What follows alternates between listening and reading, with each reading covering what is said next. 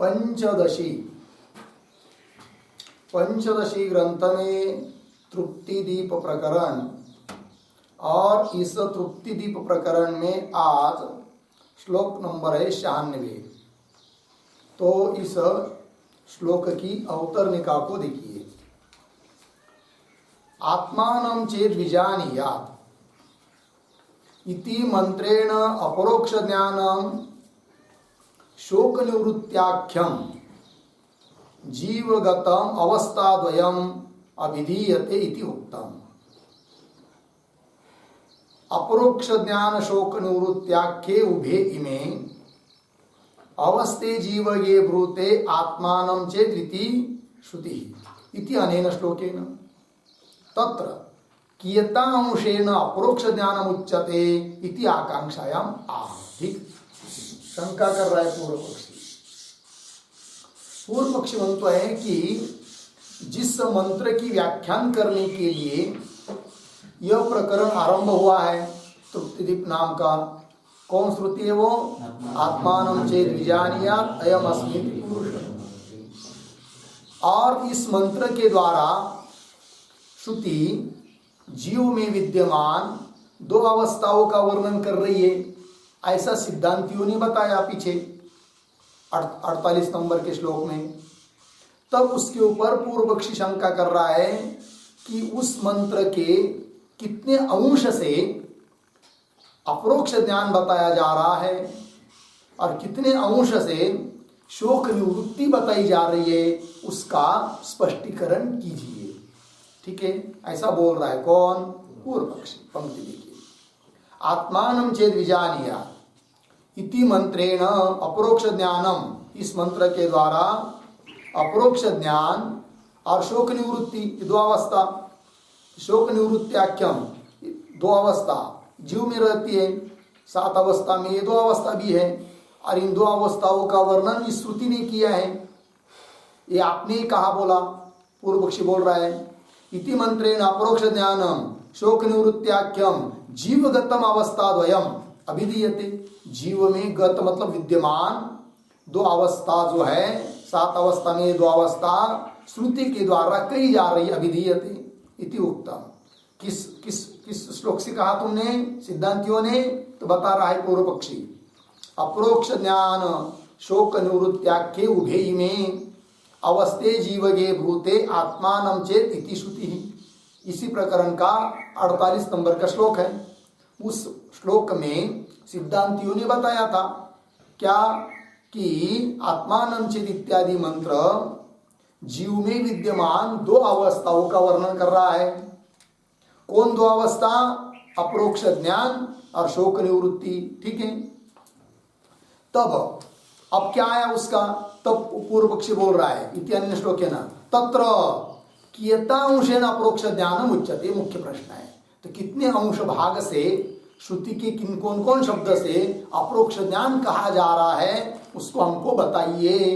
कौन बोल रहा है? पूर्व पक्षी। इति आकांक्षायाम आह। ऐसी जानने की इच्छा होने पर सिद्धांति उत्तर दे रहे श्लोक के माध्यम से। आत्मानं चेद विजानीयात् अयमस्मीति वाक्यतः ब्रह्मात्म व्यक्तिमुल्लिख्य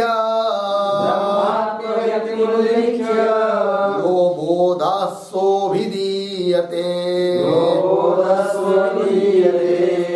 आत्मानं चेद विजानीयात् अयमस्मीति वाक्यतः ब्रह्मात्म व्यक्तिमुल्लिख्य यो बोधः सोऽभिधीयते। आत्मानं चेद विजानीयात् अयम अस्मि इति वाक्यतः ब्रह्मात्म व्यक्तिम उल्लिख्य यह बोधः सह अभिधीयते। ठीक, अन्वय। ब्रह्मात्म व्यक्तिम उल्लिख्य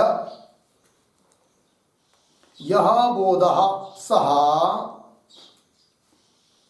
ऊपर आत्मानं चेद विजानीयात् अयम अस्मीति वाक्यतः अभिधीयते। अन्वय हुआ। अर्थ देखिए, ब्रह्मात्म व्यक्ति ब्रह्म से अभिन्न आत्मा और आत्मा से अभिन्न ब्रह्म, इस अभेद रूप व्यक्ति उल्लिख्य, उल्लिख्य मतलब उस अभेद को विषय करता हुआ, यह बोध, जो बोध, बोध का मतलब ज्ञान अर्थात साक्षात्कार, मतलब अहम ब्रह्मास्मि इत्याकारक साक्षात्कार, ये बोध, बोध शब्द से लेना है। यह बोध सह, वह अभिधीयते मतलब किससे, आत्मानं चेद विजानीयात् अयम अस्मीति वाक्यतः, आत्मानं चेद विजानीयात् अयम अस्मि, उस श्रुति, वो जो मंत्र है उस मंत्र के इतने भाग से, कितना भाग, आत्मानं चेत विजानीयात् अयम अस्मि, अयम अस्मि यह मैं हूं, इस रूप से आत्मा को यदि जानता है तो इति वाक्यतः, इस वाक्य के द्वारा अभिधीयते कथ्यते उच्यते, अर्थात उस श्रुति के मंत्र के इतने अंश के द्वारा अपरोक्ष ज्ञान बताया जा रहा है। लगा अर्थ? कौन अपरोक्ष ज्ञान? उस अपरोक्ष ज्ञान का बोध का स्वरूप क्या, अहम ब्रह्मास्मि इत्याकारक साक्षात्कार। और वो साक्षात्कार, वो बोध किसको विषय कर रहा है, ब्रह्मात्म व्यक्तिम उल्लिख्य, ब्रह्म और आत्मा इन दोनों के अभेद को उल्लिख्य अर्थात विषय करने वाला, विषय करके, विषयम कृत्वा, यह बोध, जो बोध उत्पन्न होता है, उस बोध का आकार क्या समझेंगे, अहम ब्रह्मास्मि इत्याकारक बोध रूप साक्षात्कार, और यह अर्थात अपरोक्ष ज्ञान। और वह किसकी कितने अंश के द्वारा कहा जा रहा है, तो आत्मानं चेद विजानीयात् अयम अस्मीति वाक्यतः अभिधीयते, अपरोक्ष ज्ञान इतने अंश के द्वारा बताया जा रहा है। उत्तर दिया, लगा पंक्ति, टीका को देखिए, ब्रह्मात्म व्यक्ति प्रतीक है, उसका अर्थ कर रहे हैं सत्यादि लक्षण ब्रह्मा भिन्न प्रत्यगात्म स्वरूपम उल्लिख्य, उल्लिख्य प्रतीक, उसका अर्थ कर रहे हैं विषयीकृत्य, ठीक है। यह बोध प्रतीक जायते, उस बोध का आकार बता रहे, ब्रह्मा ब्रह्म अहम अस्मि इति बोध, ये बोध हुआ, जायते। सह अभिधीयते, सह अभिधीयते का अर्थ कर रहे हैं अनेन वाक्येन इत्यर्थ, मतलब अनेन वाक्येन अभिधीयते, ये उसका अर्थ हुआ, ठीक है जी। चलो, प्रश्न क्या था पूर्व पक्षी का, कि अपरोक्ष ज्ञान कितने अंश से बताया जा रहा है, वो उत्तर दे रहे।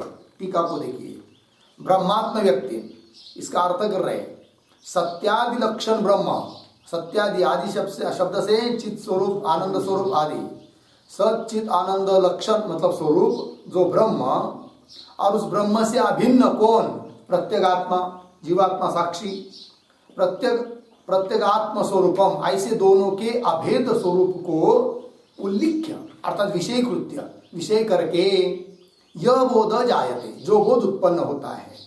कौन बोध, उस बोध का आकार दे रहे टीका, ब्रह्म अहम अस्मि, ये बोध, इति बोध जायते। फिर स अभिधीयते, वो कहा जा रहा है अनेन वाक्य न, कौन वाक्य, श्लोक के पूर्वार्ध में दिया हुआ वाक्य, आत्मानं चेद विजानीयात् अयम अस्मीति पुरुष, इस वाक्य के द्वारा, ठीक है जी। चलिए, अपरोक्ष ज्ञान कहा जा रहा है। आगे चलते हैं, आगे के श्लोक के उत्तरनिका, ननु तर्हि पूर्वोक्तरीत्या सकृत वाक्य विचारात् एव अप्रोक्ष ज्ञान सिद्धेः आवृत्ति रसकृद उपदेशात् इत्यादो विहितं श्रवणादि आवर्तनम अननुष्ठेयम स्यात् इति आशंक्य, शंका हुई, ननु से लेकर आशंक्य तक, शंका को पहले समझ लीजिए। तो पूर्व पक्षी शंका कर रहा है, क्या बोलता है वो, कि ननु तर्हि पूर्वोक्तरीत्या सकृत वाक्य विचारात् एवं अप्रोक्ष ज्ञान सिद्धे, बहुत पीछे जो विषय जो बताया था उसके बारे में अब शंका कर रहा है वो कहता है कि पीछे तुम, पूर्व पक्षी बोल रहा है सिद्धांतियों को, हे सिद्धांती, तुमने पीछे अर्थात श्लोक नंबर 58 से लेकर 82 तक जो बात बताई, कौन बात बताई थी वहां पर? सकृत वाक्य विचारात अपरोक्ष ज्ञान बताया। सकृत कहते एक बार यदि वाक्य का विचार करेंगे, अर्थात विचार सहित महावाक्य से अपरोक्ष ज्ञान उत्पन्न होता है, ये तुमने कहा। एक बार भी महावाक्य का विचार करेंगे तो विचार सहित महावाक्य से क्या उत्पन्न होता है? अपरोक्ष ज्ञान। ये बात है। और यदि ऐसी बात है तो ब्रह्म सूत्र में बताया गया है कि आवृत्ति ही असकृत उपदेशात, ब्रह्म सूत्र है 4:1:1, ठीक है ना? ब्रह्म सूत्र का नंबर है 4:1:1, 4वां अध्याय, प्रथम पाद, प्रथम नंबर का सूत्र। तो आवृत्ति असकृत, असकृत शब्द का अर्थ होता है बार बार। दो शब्द है अपने पास, सकृत असकृत। सकृत एक बार, असकृत बार बार। तो आवृत्ति ही, तो बार बार आवृत्ति करनी चाहिए। उपदेशात, ऐसा श्रुति का उपदेश है, श्रुति का आदेश है। ऐसा ब्रह्म सूत्रकार कर रहे, बार बार आवृत्ति करने के लिए कर रहे, पुनः पुनः श्रवण करो, मनन करो। और ये सिद्धांति तुम तो कर रहे हैं कि एक बार भी महावाक्य का विचार करेंगे तो उस विचार से महावाक्य से अपरोक्ष ज्ञान उत्पन्न होता है। और ब्रह्म सूत्रकार कहते बार बार आवृत्ति करो। फिर इसका मतलब क्या करना चाहिए हमको? इसका मतलब आप जो कर रहे हैं, आपके कहने के अनुसार तो श्रवण आदि का अनुष्ठान बार बार नहीं करना चाहिए। और ऐसा मानेंगे तो ब्रह्म सूत्र के साथ विरोध होगा। कौन बोल रहा है? पूर्व पक्षी। पंक्ति देखिए, ननु तर्हि पूर्वोक्तरीत्या सकृत वाक्य विचारात एव अप्रोक्ष ज्ञान सिद्धे। एक बार वाक्य का विचार करने से ही अप्रोक्ष ज्ञान की सिद्धि होती है। तो आवृत्ति असकृत उपदेशात इत्यादि में ब्रह्मसूत्र में विहितम श्रवणादि आवर्तनम, जो विधान किया है, विहित विधान किया है किसका? श्रवणादि का आवर्तन, बार बार श्रवण करो, मनन करो, ऐसा बताया है। तो विहितम श्रवणादि आवर्तनम, आगे क्या शब्द है? अनुष्ठेयम है ना? तो क्या चाहिए वहां पर? अननुष्ठेयम स्यात्, अननुष्ठेयम स्यात्।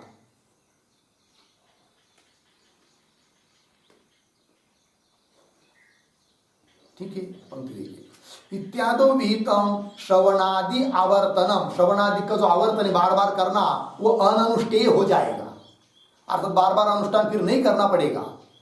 और ऐसा यदि मानोगे तो ब्रह्म सूत्र के साथ विरोध होगा। शंका समझ में आई?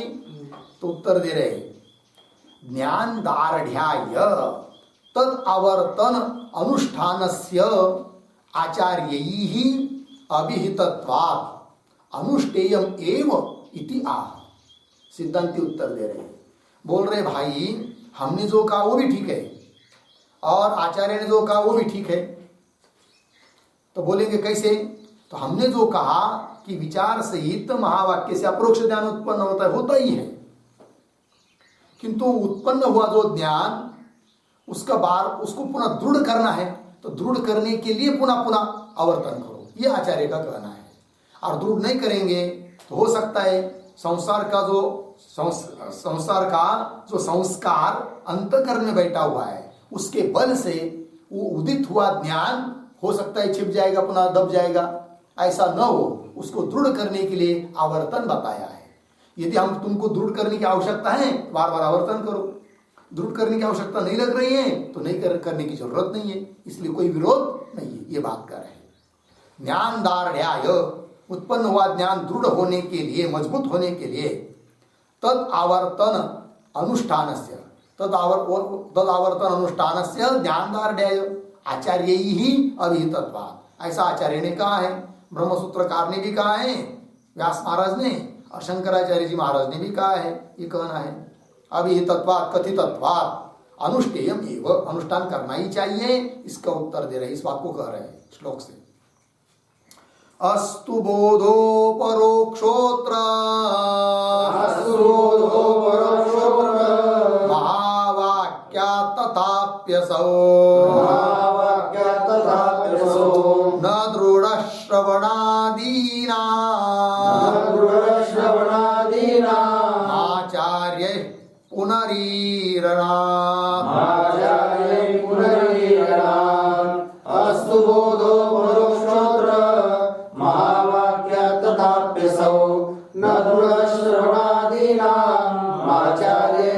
ईरणात्। अस्तु बोधः अपरोक्षः अत्र महावाक्यात् तथा अपि असौ न दृढः श्रवणादीनाम् आचार्यैः पुनः ईरणात्।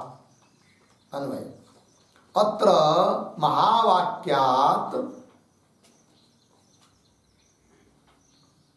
अपरोक्षः बोधः अस्तु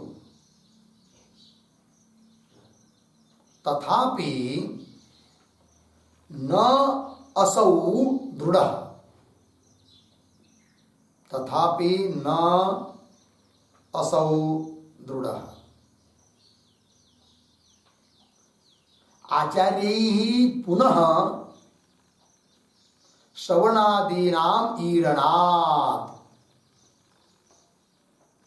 श्रवणादीनाम् ईरणात्। ठीक है जी, अर्थ को देखिए।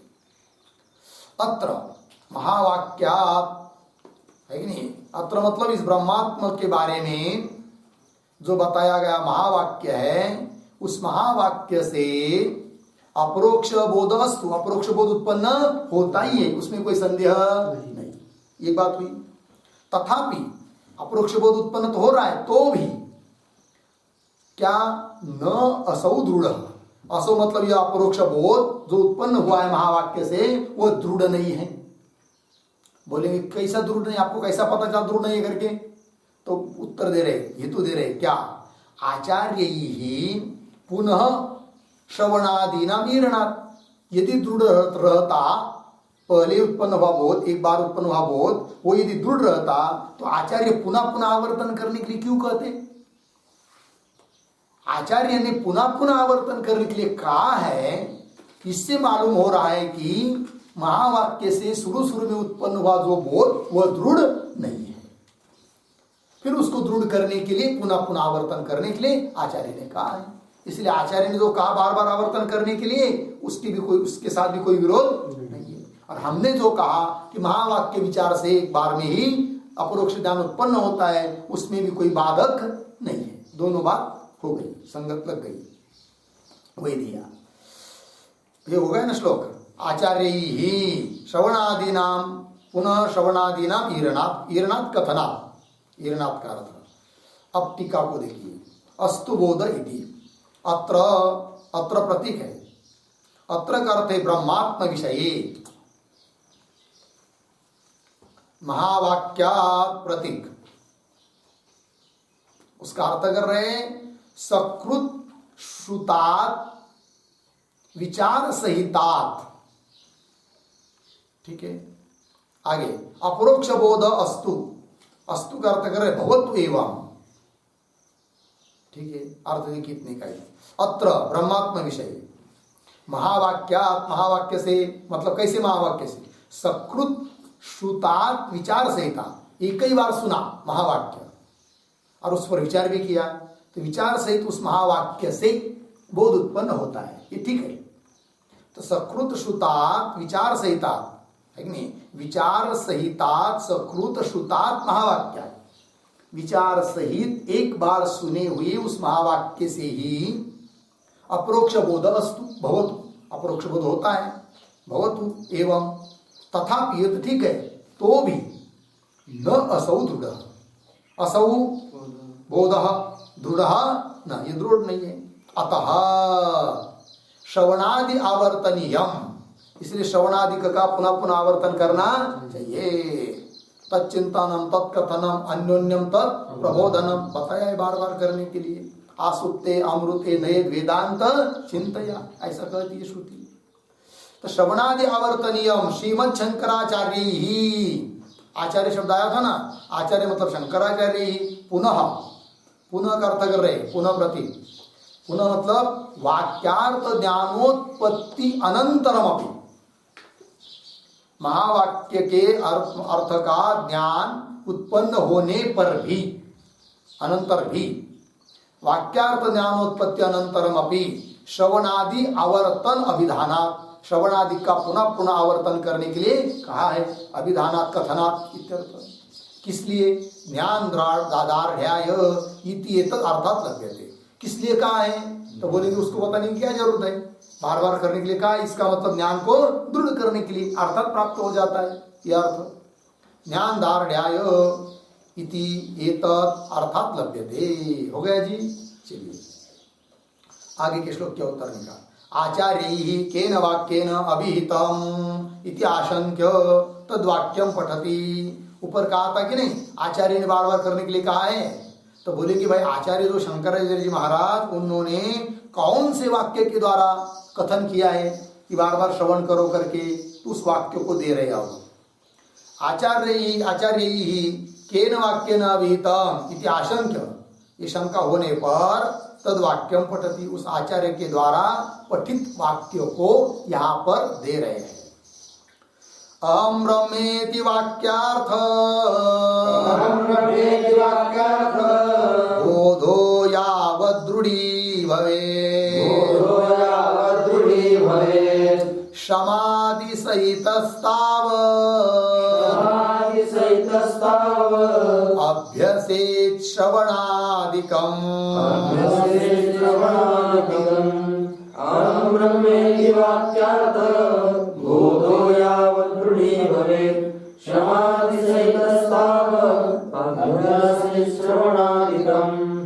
अहम ब्रह्म इति वाक्यार्थ बोध यावत् दृढ़ी भवेत् शमदमादि सहितः तावत् अभ्यसेत् श्रवणादिकम्। अन्वय पहली पंक्ति सरल है। अहम ब्रह्म इति वाक्यार्थ बोध यावत् दृढ़ी भवेत्, नीचे तावत् समाधि सहितः श्रवणादिकम् अभ्यसेत्। अर्थ को देखिए, अहम ब्रह्म इति वाक्यार्थ बोध, मैं ब्रह्म हूं, इस प्रकार का वाक्यार्थ बोध, महावाक्यों के अर्थ का बोध, महावाक्यों का चिंतन करने से उत्पन्न हुआ बोध, ज्ञान। कैसा ज्ञान? उस ज्ञान का स्वरूप क्या है? अहम ब्रह्म इति, अहम ब्रह्म इति, ये है बोध। अहम ब्रह्म इति वाक्यार्थ बोध, महावाक्यों के चिंतन करने से उत्पन्न हुआ यह बोध, यावत् दृढ़ी भवेत्, जब तक दृढ़ नहीं होता है, मजबूत पक्का नहीं होता है कि नहीं, तावत तब तक समाधि सहित शम दम इत्यादि के साथ साथ श्रवणादिकम अभ्यसेत, श्रवण मनन इत्यादि का पुनः पुनः अभ्यास करना चाहिए। ठीक है जी। शम दम इत्यादि भी रहने चाहिए, वैराग्य शम दम ये भी रखना है अपने पास, और पुनः पुनः श्रवण मनन इसका चिंतन करना है। हो गया ना जी, ये वाक्य दे दिया। आगे चलिए, आगे के श्लोक क्या उत्तर निकाल। ननु वाक्य प्रमाण जनित ज्ञानस्य अदार्ढ्यम कुतः इति आशंक्य आह।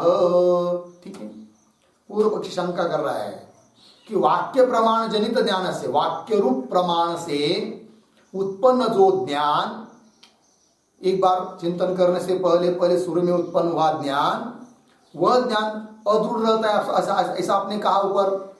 फिर उसको दृढ़ करने के लिए बार बार श्रवणादि करनी चाहिए कहा, किंतु महावाक्य के विचार से उत्पन्न हुआ ज्ञान अदृढ़ रहता है, क्यों? इसका क्या कारण है? पहले वो दृढ़ क्यों नहीं उत्पन्न होता है, अदृढ़ क्यों रहता है? शंका समझ में आई? ननो वाक्य प्रमाण जनित ज्ञान से अदार्ढ्यम कुतः, क्यों अदार्ढ्य रहता है, वो अदृढ़ रहता है, इति आशंक्य आह।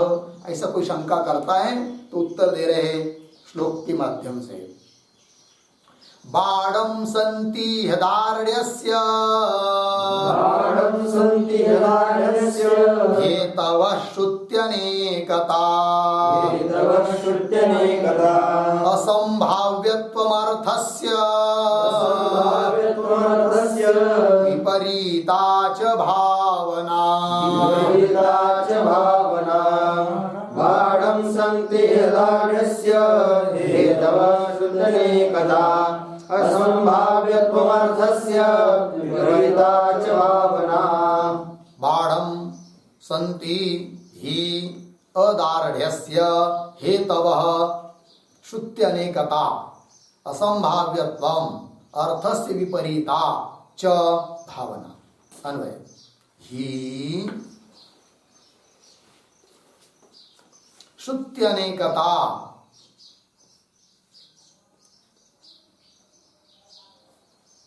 च अर्थस्य असंभाव्यत्वम् अर्थस्य असंभाव्यत्वम् विपरीता भावना अदार्ढ्यस्य हेतवः बाढ़म संति। अर्थ देखिए, तो ज्ञान अदृढ़ क्यों रहता है, उसके लिए कारण बहुत है, एक दो नहीं। कह रहे ही तो ही, क्योंकि क्या तो ही करते अस्मात् कारणात् कि बहुत सारे कारण है अदृढ़ रहने के, ज्ञान अदृढ़ रहने के। क्या क्या? उदाहरण के रूप में दो तीन दे रहे। पहला है श्रुति अनेकता। श्रुति, अनेक श्रुतियों का यदि ज्ञान रहता है तो उससे भी ज्ञान क्या होता है? अदृढ़, दृढ़ नहीं हो पाता। अनेक श्रुतियों का ज्ञान मतलब कुछ श्रुति ऐसी बताती है जीव ब्रह्म का भेद बता रही है, कुछ भेद जैसा बता रही है, कुछ कर्म बता रही है, कर्म का फल बता रही है, कुछ तो करो नहीं उपासना करो उसका ये फल मिलेगा, फिर क्या करे? ऐसा यदि बहुत श्रुतियों का ज्ञान रहेगा अलग अलग तो भी क्या निश्चय नहीं हो पाता है, ज्ञान अदृढ़ रहता है। श्रुति अनेकता एक बात हुई। च और अर्थस्य असंभाव्यत्वम, ये दूसरा हेतु। अर्थ मतलब जीव ब्रह्म की एकता रूप अर्थ। फिर असंभाव्यत्व, कैसे एक हो सकता है भाई, मैं जीव वो ब्रह्म, कैसा एक हो सकता है? ऐसा किसी किसी को लगेगा। तो असंभाव्यत्व का ज्ञान। और विपरीत भावना, विपरीत भावना मतलब देह इंद्रियादिकों में जो अहम बुद्धि अनादिकाल से बैठी हुई है, जगत सत्यत्व बुद्धि बैठी हुई है, ये सब विपरीत भावना है। ये भी बहुत सारी है अनादिकाल से, और इन सभी कारणों के कारण ज्ञान दृढ़ शुरू में नहीं हो पाता है, अदृढ़ रहता है। वह कह रहे च विपरीता भावना, लगा इतना। अदार्ढ़ से हेतवः, अदार्ढ़ के लिए कारण बाढ़म संति, अवश्य है, बहुत है, सर्वता है। बाढ़म, बाढ़म मतलब अवश्य है या बहुत है, यह अर्थ उसका। ठीक, चलिए टीका को देखिए। ही प्रतीक है, उसका अर्थ कर रहा है यस्मात् कारण, जिस कारण से कि श्रुत्यनेकता प्रतीक, उसका अर्थ कर रहे हैं श्रुति नाम नानात्वम एक हेतु। ये पहला हेतु बताया, श्रुतियों का नानात्व, अनेक श्रुतियों का ज्ञान, ये प्रमाणगत संशय का जनक है भाई, है कि नहीं?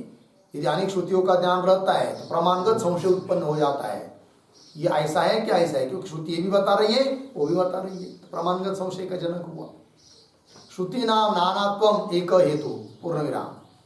आगे अर्थस्य प्रतीक है, अर्थस्य का अर्थ कर रहे हैं अखंडैक रसस्य अद्वितीय ब्रह्म रूपस्य अलौकिकत्वेन असंभावितत्वम अपरः। अपर नाम द्वितीय हेतु, दूसरा हेतु, दूसरा कारण। क्या बताया? अर्थ की असंभावता, असंभावना। कैसी? अर्थ का अर्थ लिख रहे, अर्थस्य का अर्थ कर रहे हैं अखंड एक रसस्य, अखंड एक रस, अद्वितीय ब्रह्म रूप है कि नहीं? अखंड एक रस हुआ और वो अलौकिक है, लोक में प्रसिद्ध नहीं है। शास्त्र वेदांत सुन कर वो होता है ज्ञान। अलौकिकत्वेन, अलौकिक होने के कारण असंभावितत्वम, कैसा संभव होगा इस प्रकार का संशय ज्ञान, यह अपर हेतु है, दूसरा हेतु है। किसके लिए? अदार्ढ़ का ये दूसरा हेतु बताया। ठीक है जी। ये क्या करता है? प्रमेयगत संशय की, संशय का जनक है, मतलब प्रमेयगत संशय की विषयता इसमें है कि नहीं? कैसा एक होगा भाई, ये प्रमेयगत संशय हुआ, इसका मतलब प्रमेयगत संशय भी एक कारण है इसके लिए, अदार्ढ़ के लिए।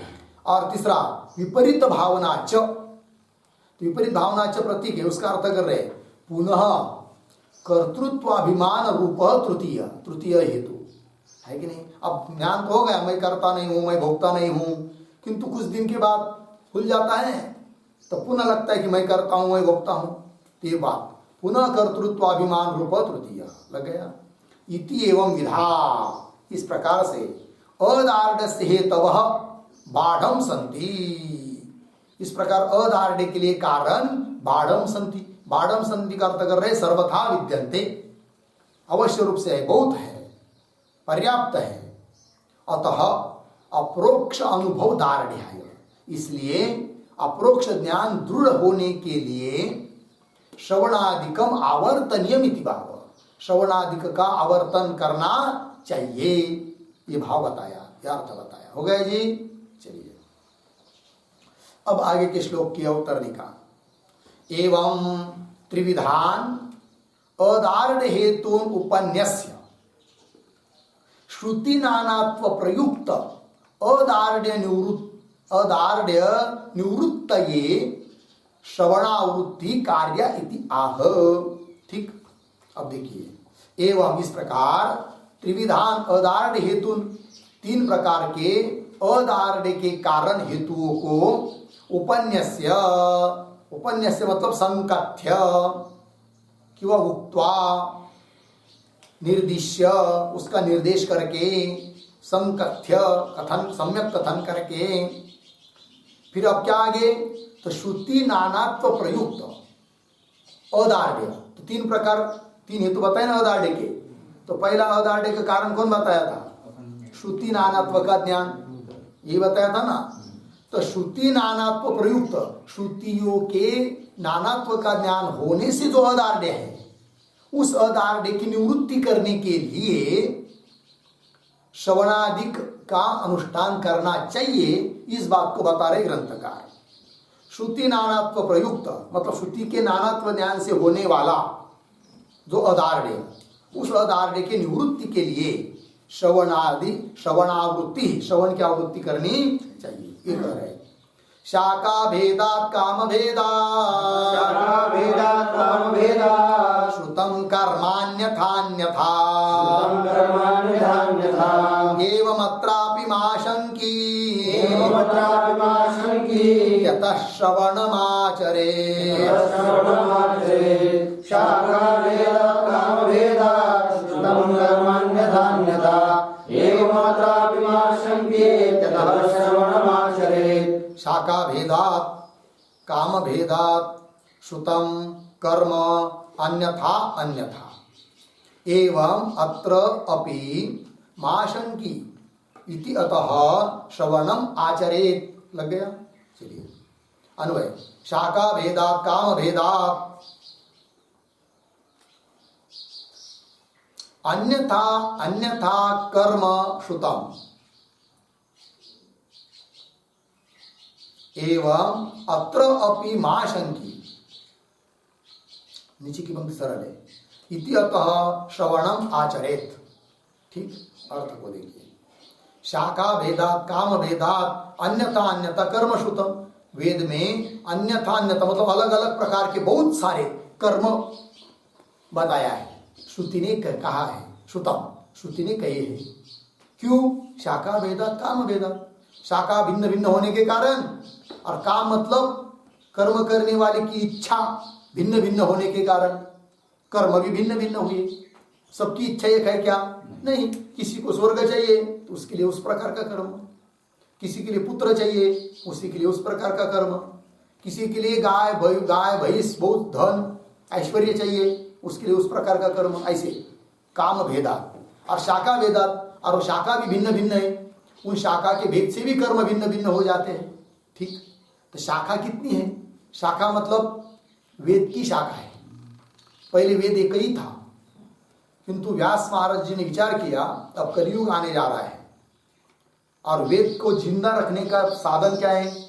गुरु शिष्य परंपरा, दूसरा कुछ नहीं। छापखाने तो थे नहीं उस समय।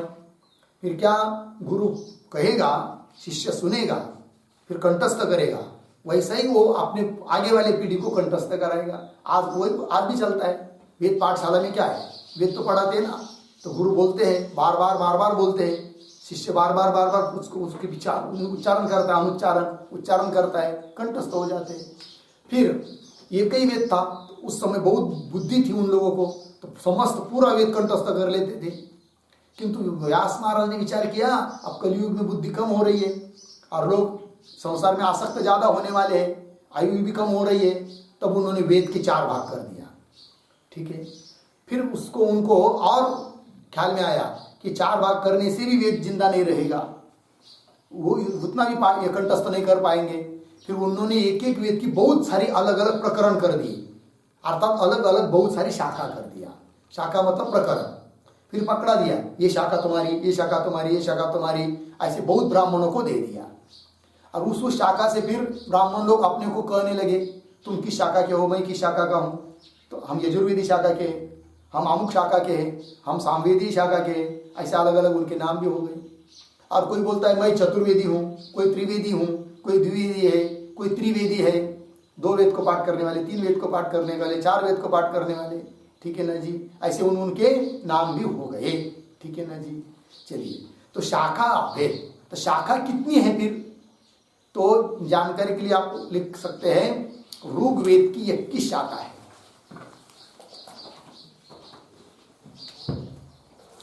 ऋग्वेद की 21 शाखा है,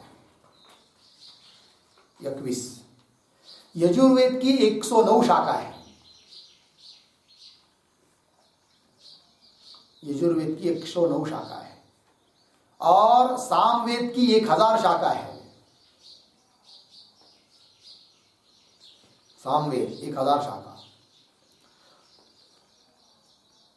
अथर्वण वेद की 50 शाखा है। हो गया, कुल मिलाकर शाखा हुई 1180, 1180 शाखा हुई। ठीक, उन 1180 शाखा में से 840 शाखा कर्म को बताने वाली है, कर्म बोधक है। 840 शाखा अर्थात उपनिषद कर्म के बोधक है, अर्थात वो कर्म कांड कहलाता है, 840 शाखा।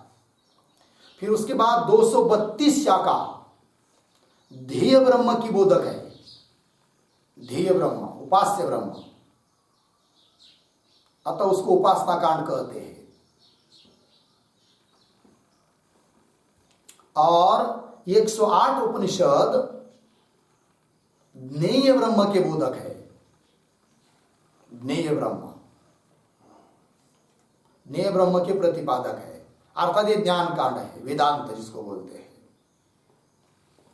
और उस 108 में भी 10 उपनिषद बहुत प्रमुख है, मुख्य, जिस पर जगत गुरु शंकराचार्य जी महाराज ने भाष्य किया है, ईश के न कठादि। ठीक है, अब देखो ये 10 उपनिषद पढ़ने के लिए भी नाक की नौ आ रही है, कंबड़ क्या टूट रहा है कि नहीं। अब इतने सब कितना 1180 उपनिषद पढ़ना हो तो क्या होगा, है कि नहीं, हो ही नहीं सकता ना। इसलिए उन्होंने क्या कर दिया, भेद कर दी, शाखा अलग अलग अलग अलग कर दी। और शंकराचार्य महाराज ने भी सोचा 108 उपनिषद वेदांत परक है, उन 108 पर भाष्य लिखूंगा तो कोई भी नहीं पढ़ेगा, इसलिए 10 के ऊपर ही लिखा उन्होंने। ठीक है, चलो ये हो गई शाखा भेद। तो देखिए भाई श्लोक में शाखा भेदात काम भेदात अन्यता अन्यता कर्मश्रुतम, तो अन्य अन्य कर्म हुआ कि नहीं। फिर जिसको जिसको बहुत श्रुतियों का ज्ञान है इस प्रकार से, वो विचार करेगा कि अन्य अन्य शाखा में जैसे अन्य अन्य कर्म बताए हैं, वैसे ज्ञान परक भी तो 108 उपनिषद है, उसमें भी अलग अलग ज्ञान बताया होगा। फिर कहीं पर अभेद, कहीं पर भेद, कहीं पर कुछ ज्ञान, तो ब्रह्म भी अलग अलग होगा। ऐसा कोई शंका न करे। क्या लिखा है उत्तरार्ध में, एवं अत्रापि मां शंकी, इस ब्रह्मात्मा के एकता के बारे में भी कोई शंका न करे। मां शंकी इत्यत, शंका न आवे, इत्यत श्रवणम आचरे, इसलिए क्या करना चाहिए, श्रवण करना चाहिए। ठीक है जी, चलो टीका। यथा शाखा भेदात कर्म भेद, जिस प्रकार शाखा के भेद से क्या होता है, कर्म भेद श्रूयते, श्रुति बताती है। किस प्रकार, श्लोक दे रहे टीका में, यदृचैव हौत्रम क्रियते यजुषार्धयवम, क्या है, यजुषार्धयवम साम्नोद्गीतम गीतम इति, ये बताया। इसका क्या अर्थ है? आगे यथा वा काम भेदात, नहीं वो अलग है, अलग वाक्य है, इतना ही देखिए। तो शाखा के भेद से कर्मों का भेद बताया है इस वाक्य में।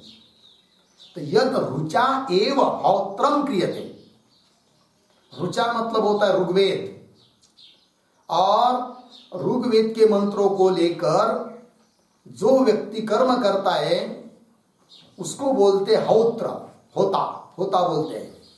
और होता के द्वारा जो कर्म होता है उस कर्म का नाम है हौत्र कर्म। होता ऋग्वेद के मंत्रों को लेकर काम करने वाला जो अध्वर्यु, उसका नाम क्या है? होता। अब होता जिस कर्मों को करेगा उसको क्या बोलेंगे? हौत्र कर्म। वही लिखा है रुचा, यद रुचा एव हौत्रम क्रियते, हौत्र कर्म किया जाता है। तो कर्म अलग हुआ, हौत्र कर्म हुआ। और यजुषा अध्वर्यवम, यजुषा का मतलब यजुर्वेद, यजुर्वेद के द्वारा जो व्यक्ति कर्म करता है उसको बोलते हैं अध्वर्यव कर्म, है कि नहीं? लग गया ना? तो क्या बोला? अध्वर्यु यजुर्वेद के द्वारा कर्म करता है, उस कर्म का नाम है अध्वर्यव कर्म। क्या नाम है? अध्वर्यव कर्म। और आगे दिया है सामनोद्गीतम, मतलब सामवेद के द्वारा जो कर्म करता है उसको बोलते उद्गाता। और उस उद्गाता जिस कर्म को करता है उस कर्म का नाम है उद्गीत कर्म। तो कर्म अलग अलग हुए कि नहीं? शाखा के भेद से कहीं हौत्र कर्म है, कहीं पर अध्वर्यव कर्म है, कहीं पर उद्गीत कर्म है, अलग अलग कर्म हुई। ये शाखा के भेद से हुआ। और आगे करें यथा वा काम भेदा, काम के भेद से भी कर्म अलग अलग होते हैं। कैसे? टीकाकार बता रहे हैं। कारिर्या वृष्टि कामो यजेत, एक हुआ। और शतकृष्णलम आयु काम, ये दूसरा हुआ। इत्यादि कर्म भेद श्रुतः, ऐसा काम के भेद से भी कर्म का भेद सुना है। तो पहला वाक्य है कारिर्या वृष्टि कामो यजेत, जो चाहता है कि वर्षा हो जावे तो वो क्या करे? कारिरी नाम का याग करे। तो अलग कर्म हुआ फिर वृष्टि के लिए, क्योंकि उसकी कामना वृष्टि की है। और कोई चाहता है आयु को, मुझे बहुत आयु मिले, तो उसके लिए अलग कर्म है। तो उसके लिए क्या कर्म है? तो बताया शतकृष्णलम आयु काम। शत कहते 100, 100, और कृष्णल कहते पासे, पासे सिक्के समझ लीजिए। तो सुवर्ण के पासे। तो जिस याग में 100 सुवर्ण के पासे, सुवर्ण के सिक्के दान आदि दिए जाते हैं, उस याग का नाम है शतकृष्णल याग। उसको करे जो आयु को चाहता है। तो काम के भेद से, इच्छा के भेद से कर्म का भेद हुआ कि नहीं? वही लिखा शतकृष्णलम आयु काम, आयुष काम इत्यादि कर्म भेद श्रुत। लग गया? ये हुआ पूर्वार्ध की व्याख्या। अब उत्तरार्ध की व्याख्या कर रहे हैं। एवं प्रतीक है उपनिषत्स्वपि प्रतिपाद्य तत्वस्य भेद शंकायाम। तो जैसे उधर कर्मों के भेद सुना, उसी प्रकार उपनिषत्स्वपि प्रतिपाद्य तत्वस्य, उपनिषदों में भी जो प्रतिपाद्य तत्व है, हो सकता है उस प्रतिपाद्य तत्व ब्रह्म तत्व का, आत्मा तत्व का भी भेद होगा। ऐसी यदि शंका आती है तो उसने उस शंका को मिटाने के लिए क्या करना चाहिए? श्रवण करना चाहिए। वही दिया उपनिषद स्वपि प्रतिपाद्य तत्व से भेद शंकायाम। यदि भेद की शंका होती है तो तन निवारणाय, उस तन निवारणाय शंका निवारणाय श्रवणम पुनः पुनः कर्तव्यम इत्यर्थ। पुनः पुनः श्रवण करना चाहिए। हो गया जी। आगे किम तत्श्रवणम इति आकांक्षायाम तल्लक्षणम आह। अब पूर्व पक्ष बोल रहा ठीक है श्रवण करेंगे हम, किंतु श्रवण का स्वरूप क्या है, क्या होता है वो श्रवण बताओ। तो बता रहे श्लोक नंबर 101 में वेदांतानाम शेषाणाम मादि मध्यावसानतः ब्रह्मात्मन्येव तात्पर्य मिति धी श्रवणं भवेत्। वेदान्तानामशेषाणाम् आदिमध्यावसानतः ब्रह्मात्मन्येव तात्पर्यमिति श्रवणं भवेत्। वेदांतानाम अशेषाणाम आदिमध्यावसानतः ब्रह्मात्मनि एव तात्पर्यम इति धीहि श्रवणं भवेत्। अन्वय अशेषाणाम वेदांतानाम आदिमध्यावसानतः, आगे सरल है, ब्रह्मात्मनि एव तात्पर्यम इति धीहि श्रवणं भवेत्। अर्थ देखिए, अशेषाणाम वेदांतानाम, अशेष संपूर्ण जितने भी वेद है सभी वेदों का साक्षात या परंपरा से क्या तात्पर्य किसमें है? ब्रह्म रूप आत्मा में ही तात्पर्य है, ब्रह्म आत्मा की एकता बताने में ही तात्पर्य है। इस प्रकार का जो निश्चय, इसी का नाम है क्या? श्रवण। देखिए, अशेषाणाम वेदांतानाम आदि मध्यावसानत, सभी वेदांत ग्रंथों को उपनिषदों को शुरू में देखेंगे, मध्य में देखेंगे, अंत में देखेंगे, तब सबका मिलकर कुल मिलाकर एक ही उत्तर निकल आता है। कौन? जीव ब्रह्म की एकता। तो ब्रह्मात्मनि एव तात्पर्य, ब्रह्म और आत्मा की एकता बताने में तात्पर्य है। इति धी, ऐसा निश्चय श्रवणम भवेत्, इसी को श्रवण करते हैं। टीका सर्वासामपि उपनिषदाम, सभी उपनिषदों का क्या? उपक्रमोपसंहार आदि पर्यालोचनायाम, उपक्रम उपसंहार आदि जो तात्पर्य ग्राहक 6 लिंग बताए गए हैं। उपक्रम उपसंहार की एकरूपता, अभ्यास, अपूर्वता, फल, अर्थवाद, उपपत्ति, ये सब। तो सर्वासाम अपि उपनिषदाम उपक्रमोपसंहारादि पर्यालोचनायाम, उसका विचार करने पर पर्यालोचनायाम ब्रह्म रूपे प्रत्यगात्मनि एव तात्पर्यम, ब्रह्म स्वरूप जो प्रत्यगात्मा है उन्हीं का अभेद बताने में ही तात्पर्यम। तात्पर्यम का अर्थ कर रहे इदम पारंपर्येण पर्यवसानम, ठीक है ना? तो पारंपर्येण साक्षात किंवा परंपरा से इसी अर्थ में पर्यवसान है, इसी अर्थ निष्कर्ष बताने में ये निश्चय, इसी का नाम है श्रवण। तात्पर्यम इदम पारंपर्येण पर्यवसान निष्कर्ष इति एवं रूप निश्चय, इस स्वरूप का जो निश्चय उसका नाम है श्रवणम इत्यर्थः। ठीक है जी, बस आगे का विचार हम लोग कल करेंगे। ओम